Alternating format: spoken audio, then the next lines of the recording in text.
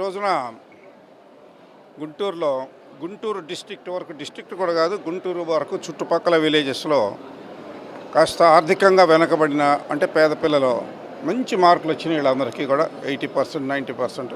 కానీ తల్లిదండ్రులు కొంతమందికి తండ్రి లేక తల్లి లేక అసలు పేద పరిస్థితుల్లో ఉన్నాళ్ళు ప్రతి సంవత్సరం ఇస్తూనే ఉంటాము.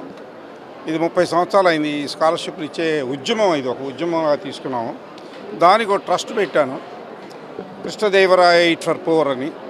సో ఆ ట్రస్ట్ నుండి మరి ప్రతి సంవత్సరం దాదాపు అన్ని ఊళ్ళల్లో, సిటీస్లో సుమారుగా 30 ఊళ్ళు, ఇప్పుడు ఒక 25 ఊళ్ళలో ఇస్తూనే ఉన్నాం. విశాఖపట్నం దిగి తిరుపతి వరకు, ప్రొద్దుటూరు, కర్నూలు, చాలా ఊళ్ళల్లో ఇస్తున్నాం. ఇక అన్ని డిస్ట్రిక్ట్స్లో, ఈస్ట్ గోదావరి, వెస్ట్ గోదావరి చాలా ఊళ్ళు. ప్రతి సంవత్సరం సుమారుగా యావరేజ్న 1.5 ఒక సంవత్సరం 2.5 కోట్లు అవుతాయి, ఒక సంవత్సరం 1 కోటి అవుతుంది. ఆ విధంగా యావరేజ్న 1.5 ప్రతి సంవత్సరం కృష్ణదేవరాయ నుంచి ఇస్తున్నాం. చాలామంది డోనర్స్ ఉన్నారు, కానీ మేజర్ డోనర్ మాత్రం మా తులసి సీడ్స్ గ్రూప్, తులసి సీడ్స్ కంపెనీ. ప్రతి సంవత్సరం 1,25,00,000 నుంచి 1,50,00,000 వరకు వైట్ మనీ, ఇన్కమ్ ట్యాక్స్ కట్టింది డబ్బుని స్కాలర్షిప్లుగా ఇవ్వడం జరుగుతుంది. ఎందుకు ఇస్తున్నారు ఈ 30 సంవత్సరాలను బట్టి చాలామంది అడుగుతూ ఉంటారు.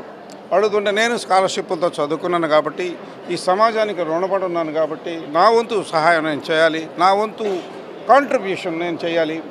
అక్కడెక్కడో మరి కాశ్మీర్లో టెర్రరిస్టులతో పోరాడుతూ, చైనా సైనికులతో పోరాడుతూ అనేక మంది మన మెరకల్ లాంటి సైనికులు, పోలీసులు చనిపోతున్నటువంటి, వాళ్ళు ప్రాణాలు అర్పిస్తున్న స్థితిలో మరి నేను స్కాలర్షిప్తో చదువుకొని, ప్రభుత్వం స్కాలర్షిప్లు తీసుకొని చదువుకొని బీటెక్, ఐఐటి మెడ్రాస్ చదువుకొని మరి నేనేమి ఇవ్వాలి అనేది ఆలోచన చేశాను.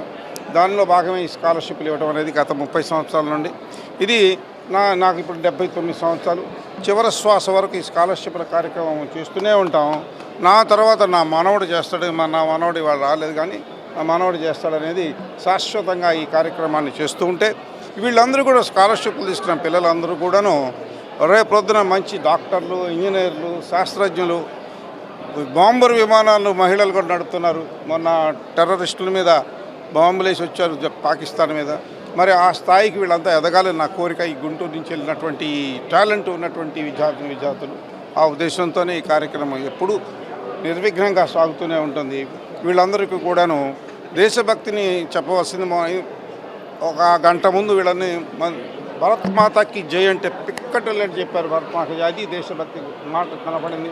రేపు పొద్దున వీళ్ళు చేసే, దేశానికి చేసే సేవలో మరి ఈ కార్యక్రమం ఇంతమంది పెద్దల మధ్య చేస్తున్న కార్యక్రమం వాళ్ళు సద్వినియోగం చేసుకుంటారని ఆశిస్తూ, ఇంకా ముందు కూడాను స్కాలర్షిప్లు ఇస్తూనే ఉంటాము. ప్రతి సంవత్సరం యావరేజ్న 1.5 నుంచి 2 కోట్ల వరకు అని తెలియజేస్తూ థ్యాంక్ యూ వెరీ మచ్. ఈరోజు 270 మంది, ఒక 12,50,000 దాకా ఇస్తున్నాము. వాళ్ళలో ఇంజనీరింగ్ వాళ్ళకి 6,000 రూపాయలు ప్రతి సంవత్సరం ఇస్తాము. డాక్టర్ కోసం చదివే వాళ్ళకి 8 రూపాయలు, 8 మంది ఇస్తున్నారు. ప్రతి సంవత్సరం ఇస్తాము 8,000 చొప్పున. ఇంటర్మీడియట్ వాళ్ళకి 3,000, బీఎస్సీ వాళ్ళకి 4,000, అలా వాళ్ళ చదువులను బట్టి ఇవ్వటం జరుగుతూ ఉంది. కొంతమందికి అయితే అసలు తల్లిదండ్రులు లేని వాళ్ళకైతే మొత్తం ఫీజు కట్టేస్తున్నాం, కొద్దిమంది అక్కడక్కడ. సో అలాంటి కార్యక్రమం ఇది. గుంటూరు పెద్దలందరూ కూడా మాకు సహకరిస్తూ ఉన్నారు కాబట్టి ఈ కార్యక్రమాన్ని నిర్విఘ్నంగా చేస్తూనే ఉంటాము. అందులో మన 146 కోట్ల జనాభాలో పేదలు చాలామంది ఉన్నారు. దానిని పట్టించుకోవాల్సిన విషయం ఉంది. అందుచేత మేము సమాజానికి రుణపడి ఉన్నాం కాబట్టి ఈ కార్యక్రమం చేయటం జరుగుతుంది. జై హింద్. ఇప్పుడు ఈ స్కాలర్షిప్లు ఇస్తున్నాం ఎప్పటి నుండి? గత 30 సంవత్సరాల నుండి 70, 90, 94, 95 అంటే 30 సంవత్సరాల నుంచి ఇస్తున్నాం. మొట్టమొదట్లో ఇవ్వటం మొదలుపెట్టినప్పుడు 94, 95, 95, 96 ఆ సంవత్సరాల్లో ఇంజనీరింగ్ ఫీజు బీటెక్కి ప్రతి సంవత్సరం 5,000 రూపాయలు ఉండేది ఫీజు అంతే. ఇప్పుడు బాగా పెరిగిపోయింది, 5,000 రూపాయలు. అప్పుడు స్కాలర్షిప్ తీసుకునే వాళ్ళు కూడా 100ల సంఖ్యలోనే ఉండేవాడు, ఇప్పుడు 1,000 సంఖ్యలో లేదు. ఎప్పటివరకు దాదాపు 35-36 వేల మందికి స్కాలర్షిప్ ఇవ్వడం జరిగింది. ఏ ఊళ్ళో అయినా కానీ అన్ని ఊళ్ళు తిరిగి ఇస్తుంటాం. కృష్ణదేవరాయ ఎయిట్ ఫర్ పూర్ అనే ట్రస్ట్ మెయిన్ డోనరు, ఈ ట్రస్ట్కి మెయిన్ డోనరు తులసి సీడ్స్ కంపెనీ. సంవత్సరానికి 1,5,00,000 యావరేజ్న 1,5,00,000 కాంట్రిబ్యూషన్ ఇస్తుంది. ఇచ్చే డబ్బులన్నీ కూడాను కొంతమంది అనుకోవచ్చు తెలిసి తెలియక, వాళ్ళ ఇన్ఫర్మేషన్ కోసం చెప్తారు. ఈ దగ్గర చాలా బ్లాక్ మనీ ఉంటుంది, అందుకని స్కాలర్షిప్ ఇస్తున్నాను అనుకోవచ్చు. అలా కాదు.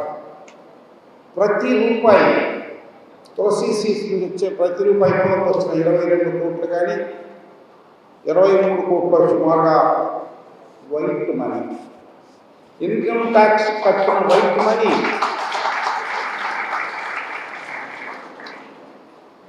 ఈ సంస్థకి ఇచ్చేటప్పుడు ప్రతి సంవత్సరం 1,5,00,000 ఇచ్చేటప్పుడు సుమారుగా ప్రతి సంవత్సరం 25 లక్షల నుంచి 30 లక్షలు తులసి సీడ్స్ సంస్థ ఇన్కమ్ ట్యాక్స్ కడుతుంది.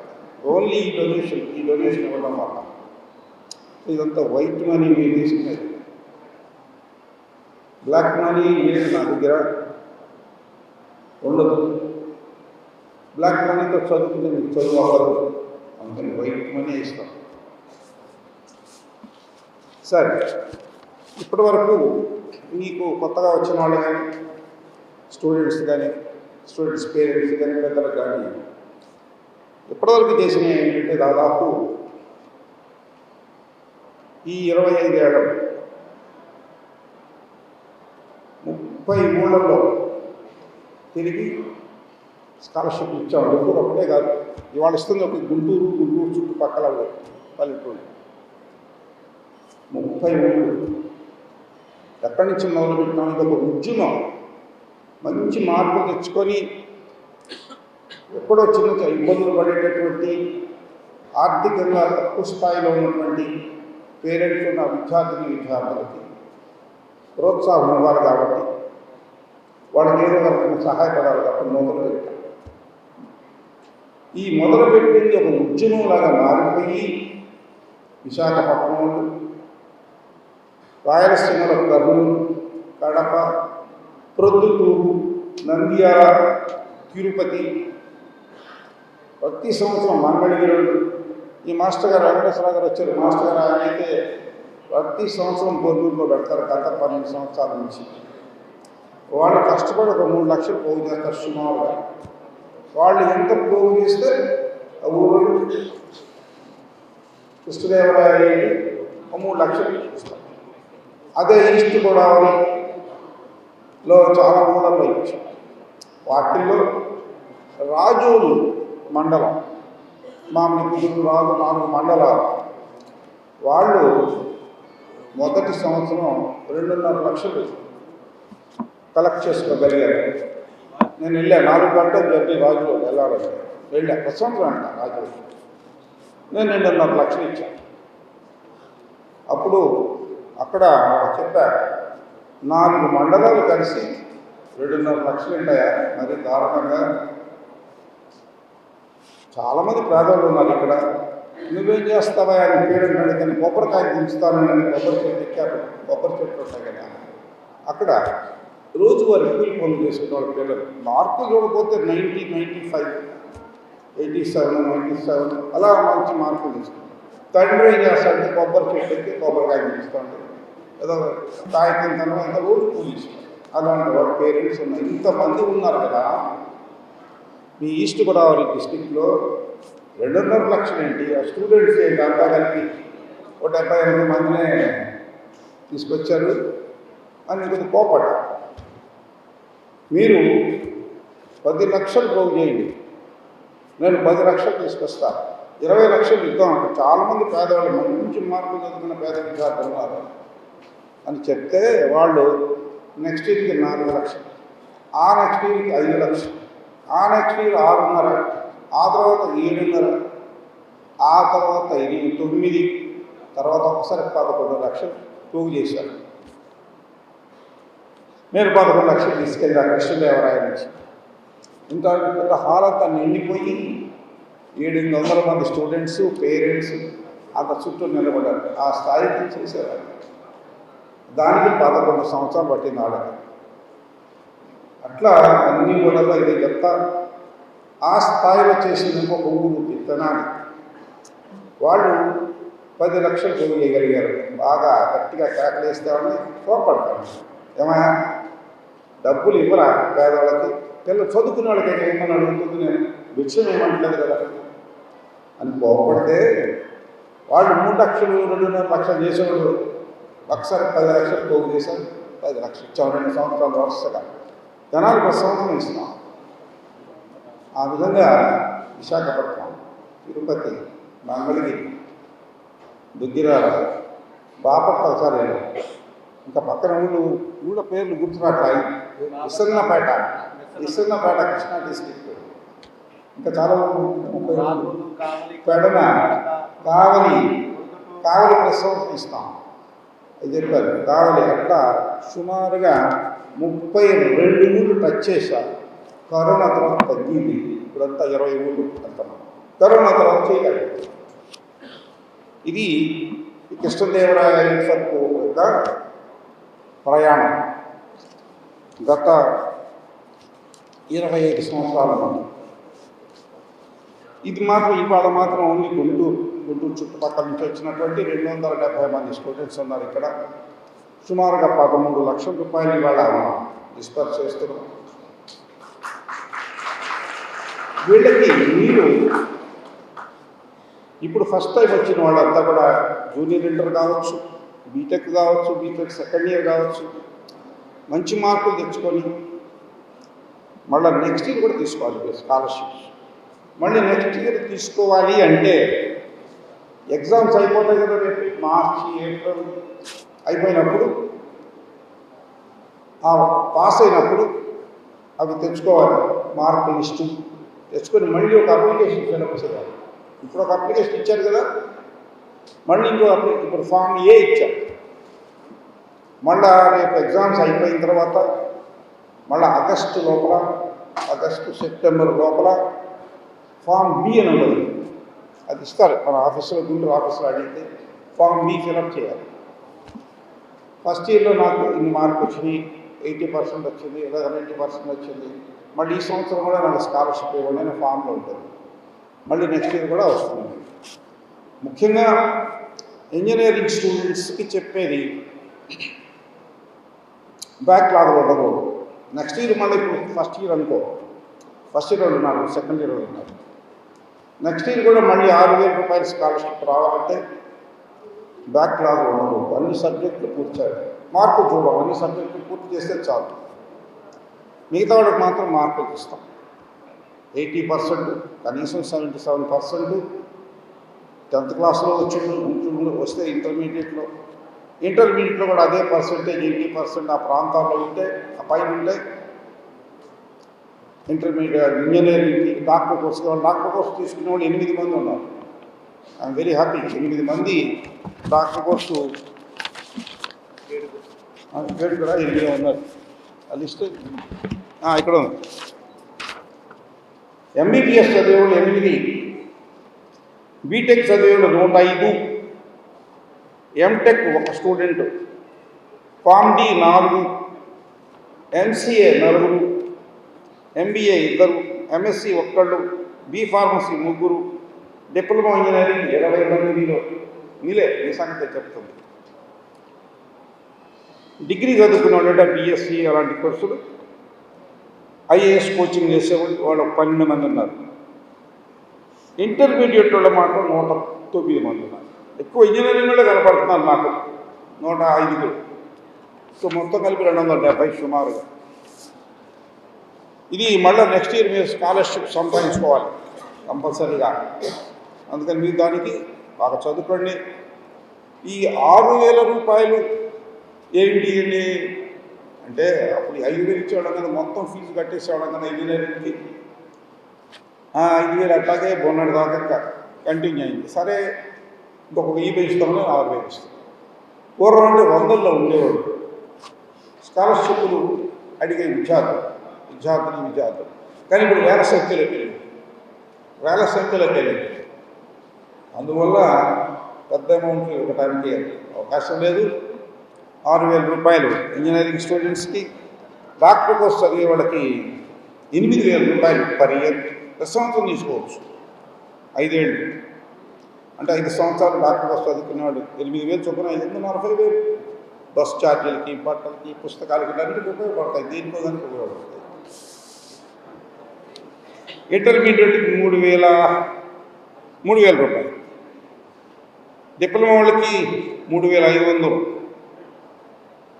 ఎంటెక్ 6,000, ఫామ్ డి 6,000, ఇంజనీరింగ్ కూడా కావాలి. ఇది మీ ఇన్ఫర్మేషన్ కోసం. ఇంకా ఎవరైనా ఎంతమంది వచ్చినా ఇక్కడ ఇచ్చేది మొత్తం అన్ని కమ్యూనిటీస్, మతం ఏ మతమైనా పర్లేదు, హిందువా, ముస్లిమా. ముస్లిం పిల్లలు కావాలని 40 మంది తీసుకుంటారు ప్రతి సంవత్సరం. అందరూ బురకాలు వేసుకుని వస్తారు పిల్లలు. వస్తుంది బురకాలు ముస్లిం పిల్లలు ఇంజనీరింగ్ అక్కడ ఇస్తాను కావాలి ఎక్కువ. అక్కడ గుంటూరు కుట్టుకుని చాలామంది ఇస్తున్నారు. తనకు గుంటూరు ముస్లిం పిల్లల్ని ఆడపిల్లలు కూడా చదివిస్తున్నారు. అలాగా ఎస్టీలో ఇరుకల వాడు,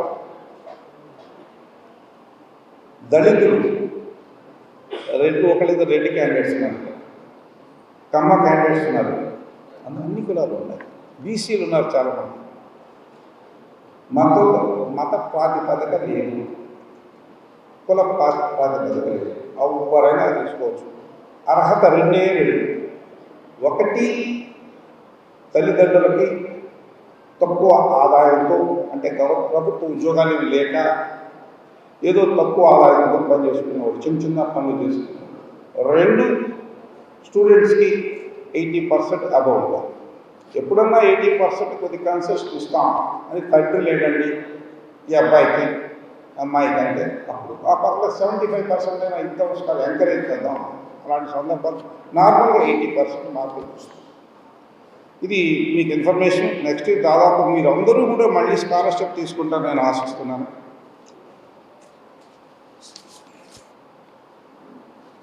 స్కాలర్షిప్ అసలు ఎందుకు మొదలు పెట్టారు? ఒక ఆయన ఏమన్నాడంటే, మా మేనేజరు, ఫ్యాక్టరీ మేనేజర్ వాసుదేవుడి, ఎక్కడ వాసుదేవ్ మేనేజర్ వాసుదేవ్, మనకున్న 6-7 ఫ్యాక్టరీలో ఒక ఫ్యాక్టరీ మేనేజర్ పచ్చల వాసుదేవ్. ఈయన గురించి ఎందుకు మాట్లాడతాం మీకు అసలు గుర్తురాలి?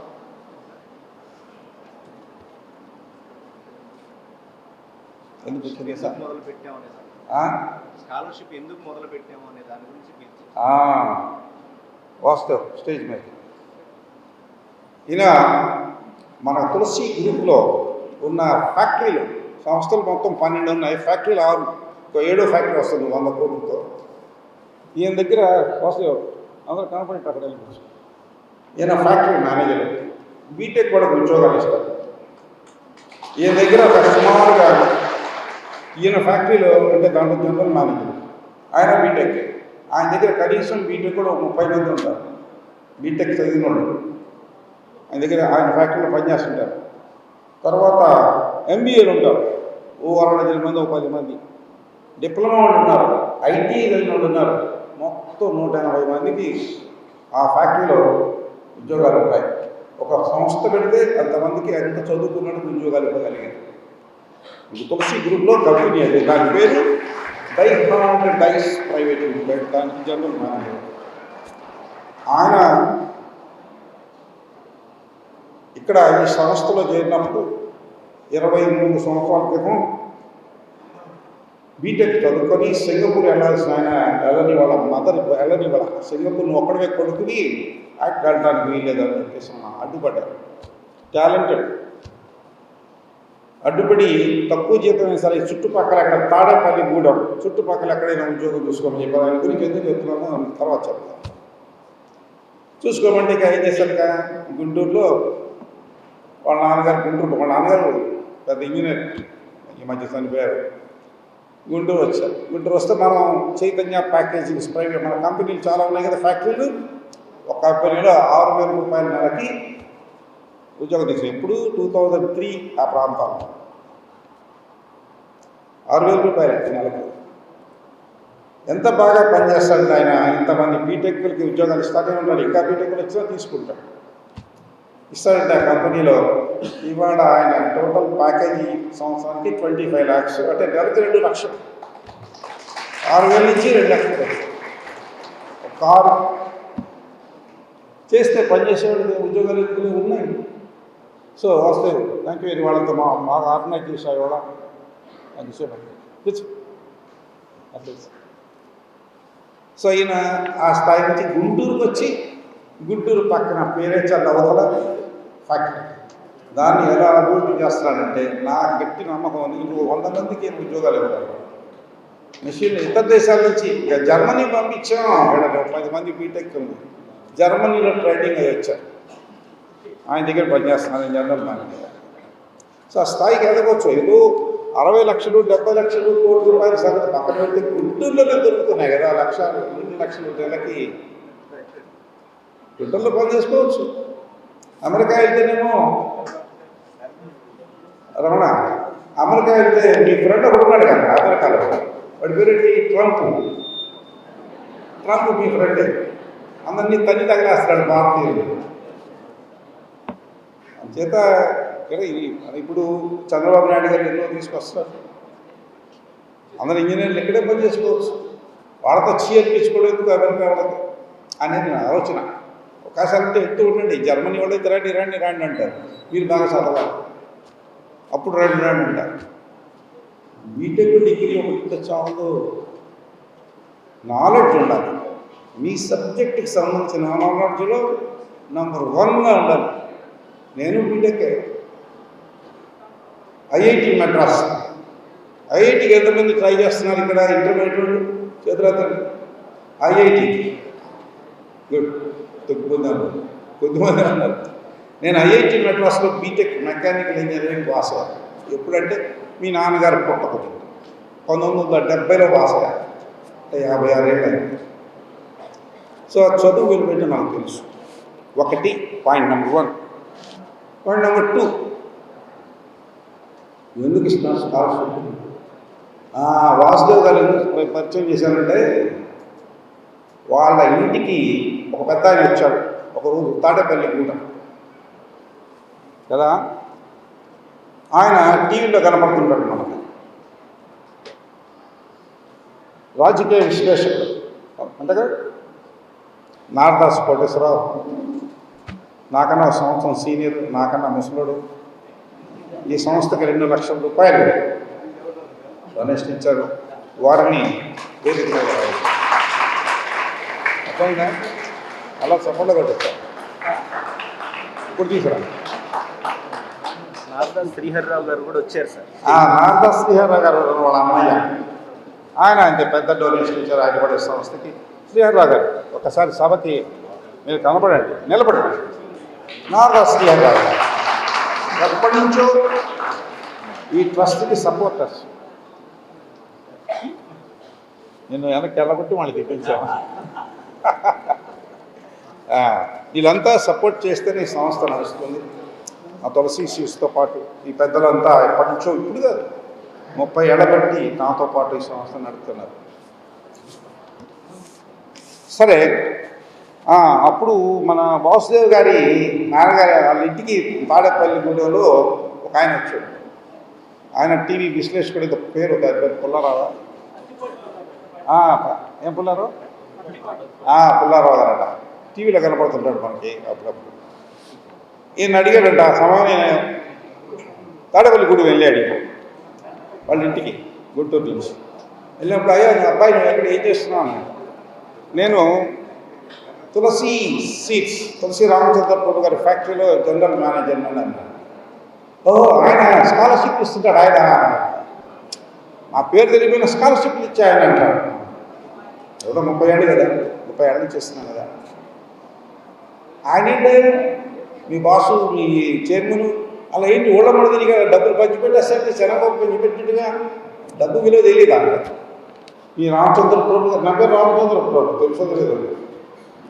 మీ రామచంద్రప్రభు గారికి డబ్బు విలువ తెలియదా? తిరుపతి వెళ్తాడు, ఈస్ట్ గోదావరి అంటాడు, వెస్ట్ గోదావరి, పాలకొల్లు అంటాడు, అన్ని చోట్ల తిరిగి డబ్బులు ఖర్చు పెట్టేస్తాడంటే అంతేనా అంది ఆయన.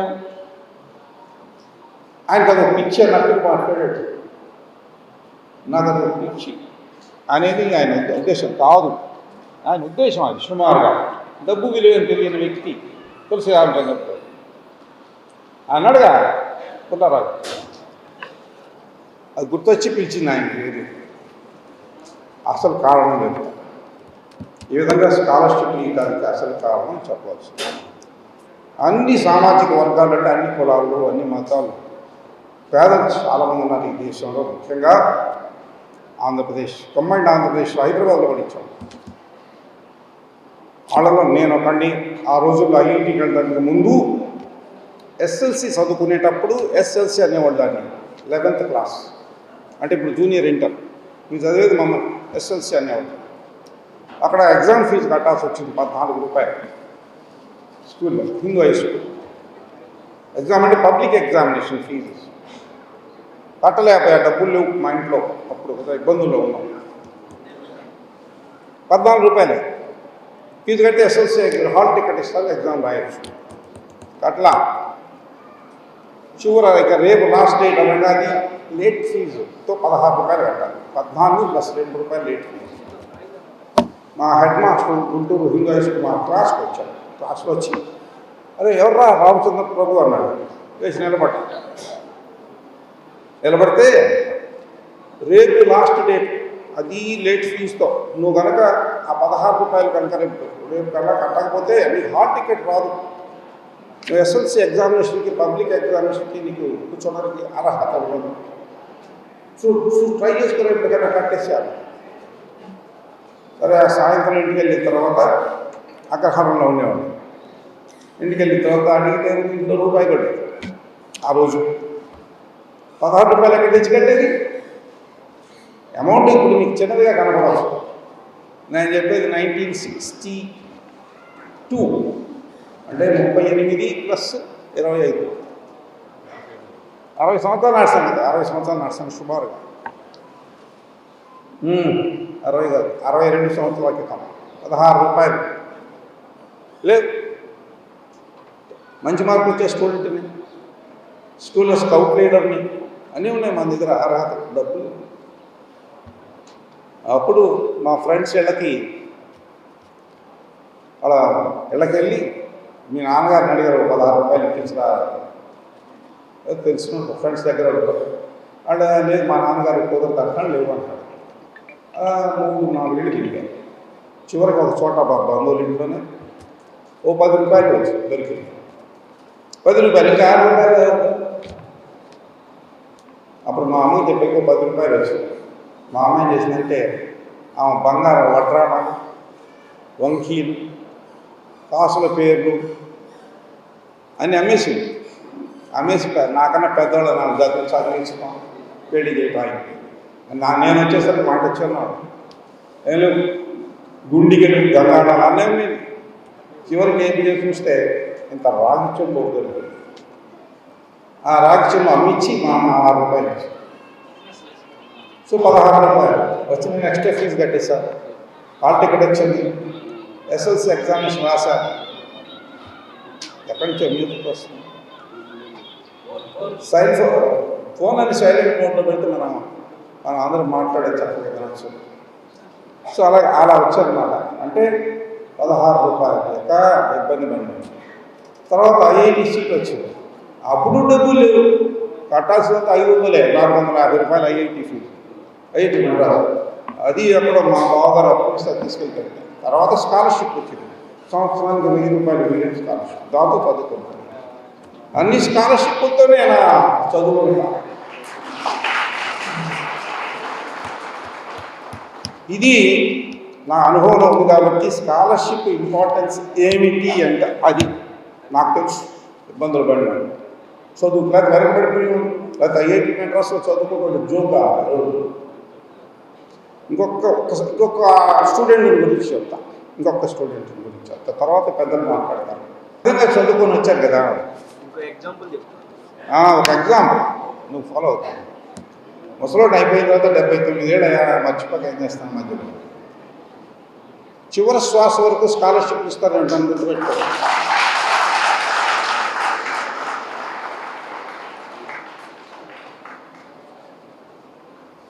ఒక అబ్బాయి అమెరికా పిలిచారు, ఒక అసోసియేషన్ ఆప్కా అన్నమాట. ఒక కమ్మళ్ళ అసోసియేషన్ పిలిచింది, కాపుల అసోసియేషన్ పిలిచింది, ఏదో సన్మానం చేస్తారు. వెళ్తే ఎయిర్పోర్ట్, న్యూయార్క్ ఎయిర్పోర్ట్లో రిసీవ్ చేసుకోవడానికి ఒక 6 వచ్చారు. అక్కడ ఉద్యోగాలు చేస్తారు, ఆంధ్రప్రదేశ్ నుంచి చెందినట్టు.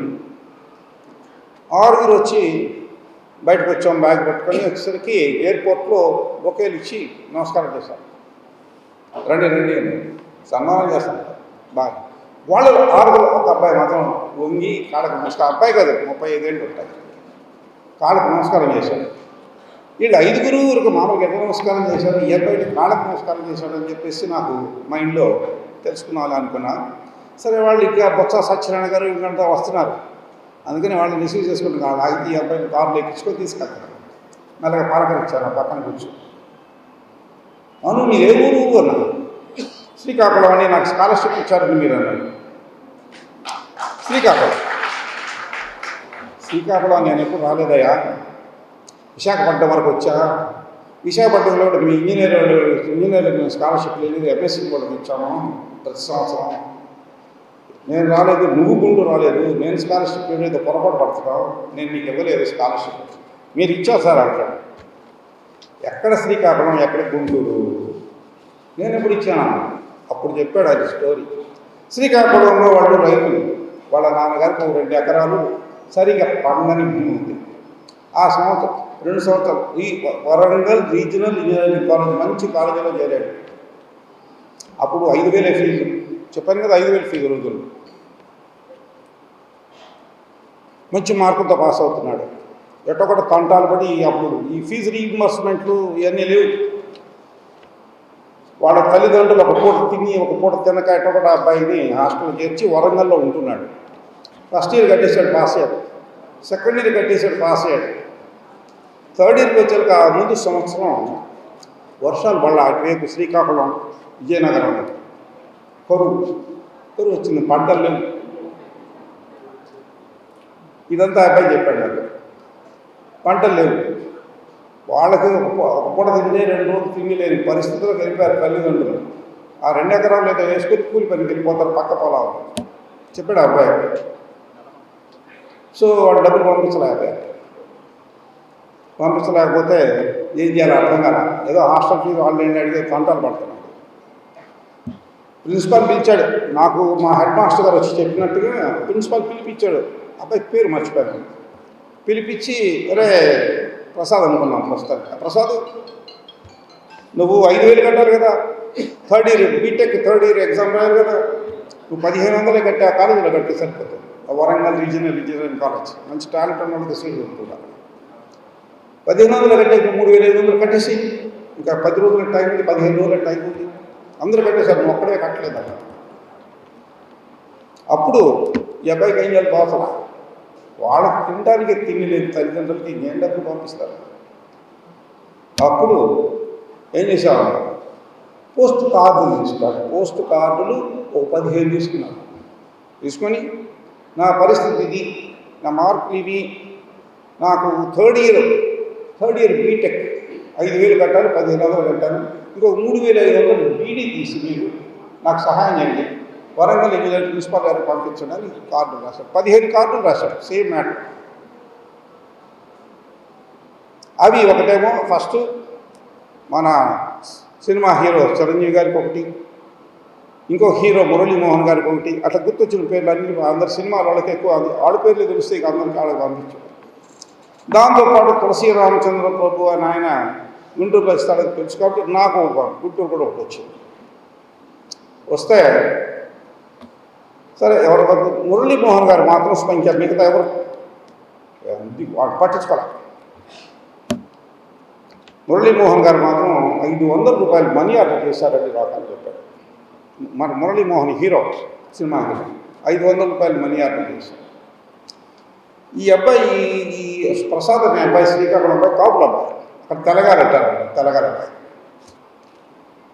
ఎవరు పట్టించుకోరు అసలు, వాళ్ళకేం పట్టింది, వాళ్ళ సినిమాలు వాళ్ళ డబ్బులు వాళ్ళు ఎందుకు బెంజుదారులు కొనుక్కోవడం తప్పించి పేదల గురించి పెద్ద పట్టించుకోరు సినిమాలో అనే సంగతి అప్పుడే నాకు అర్థమైంది.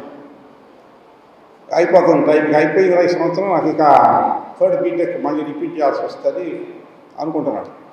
కరెక్ట్గా ఇక 2 రోజులు ఉన్నాను లాస్ట్ డేట్. ప్రిన్సిపల్ మళ్ళీ పిలిచాడు, అరే ప్రసాద్ నువ్వు హాల్ టికెట్ తీసుకో అన్నాడు. అంటే సార్ నేను కట్టలేదు సార్, ఆ 1500 నేను కంటే ఇంకా 3500 దొరకలేదు. అరే డీడీ వచ్చిందా అంటే ఎక్కడి నుంచి వచ్చింది అంటే ఆయన పేరు వెనకాల రాసిన పైన ఒక చిన్న కవరింగ్ లెటర్ పెట్టాం, తులసి రామచంద్ర ప్రభు గుంటూరు గారు.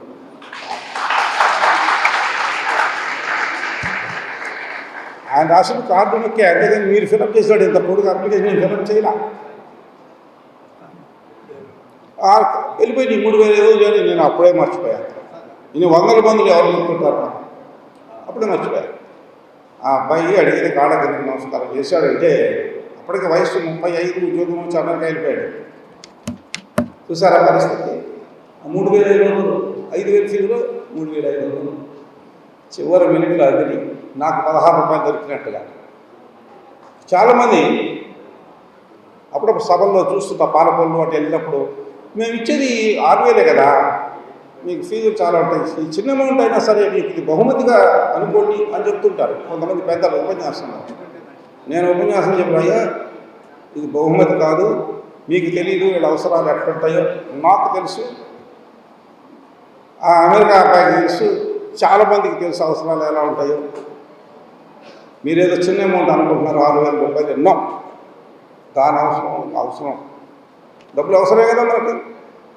ఎందుకు సార్ మీరు 6000 ఎత్తారు అంటారా? ఎంతమంది అంటారు చేతులు ఎత్తారు? ఒకడు కూడా ఎత్తలేదు.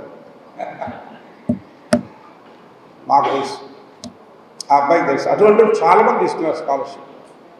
అది స్కాలర్షిప్ ఇంపార్టెన్స్.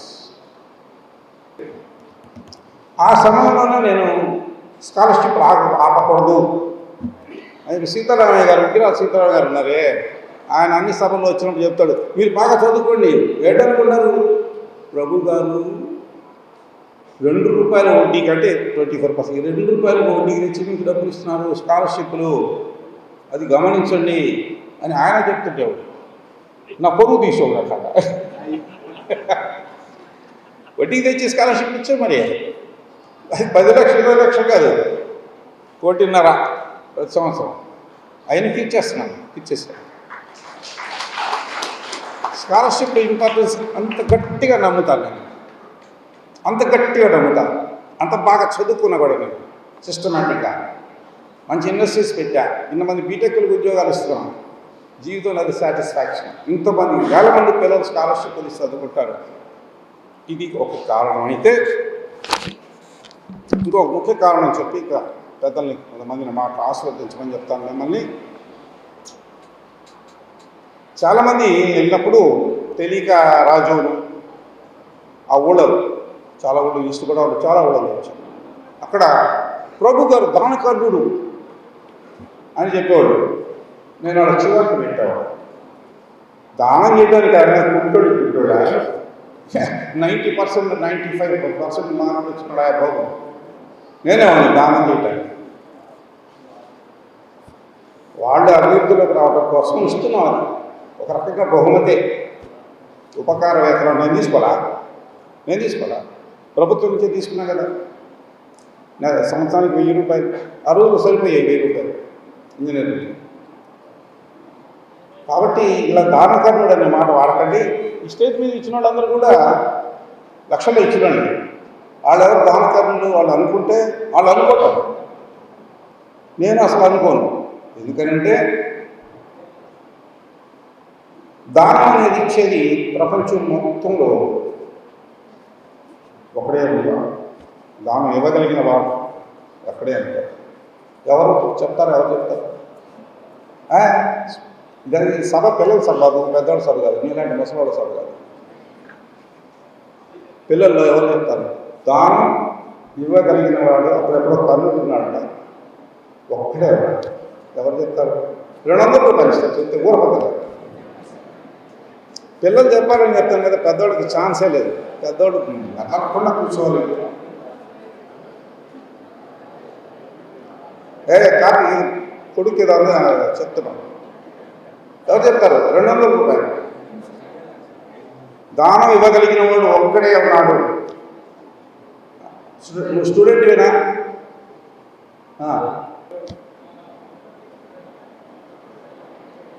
కుబేరుడు అప్పిస్తాడు కానీ దానం చేయడగా అప్పిస్తాడు.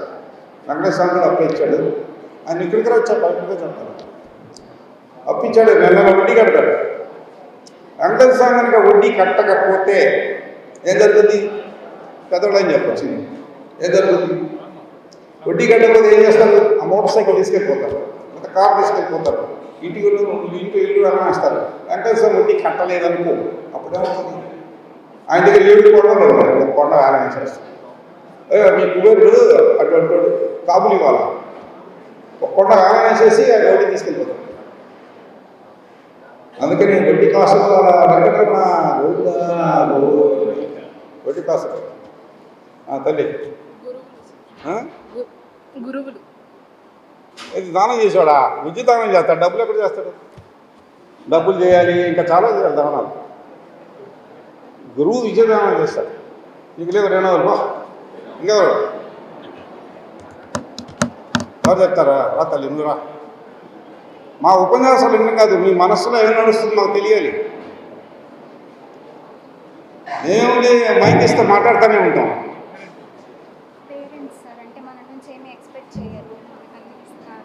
ఏం కావాలన్నా ఇస్తాడు మీ పేరెంట్. మీ నాన్నగారు ఏం చేస్తారు? లేరు కదా. పేరెంట్స్ అన్న మీ అమ్మగారు ఏం ఇస్తారా? ఇంకేం లేవు, అన్నీ తీసేసుకొని చదువుకున్నా హాయిగా. దానం కాదుగా మీ అమ్మ ఇస్తే. నువ్వు బిడ్డవు కాబట్టి నీకు ఇస్తుంది. దానం ఎట్ట అవుతుంది? దానం చేయాలి.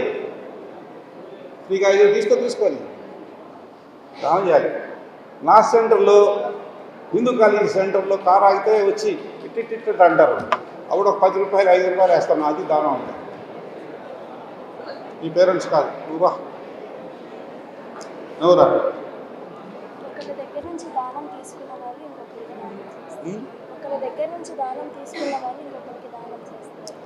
కాదుగా, దానం ఇచ్చేవాడు ఒకడే ఉన్నాడు. ఆడి పేరేటాడని కుబేరుడు అని చెప్పాడు.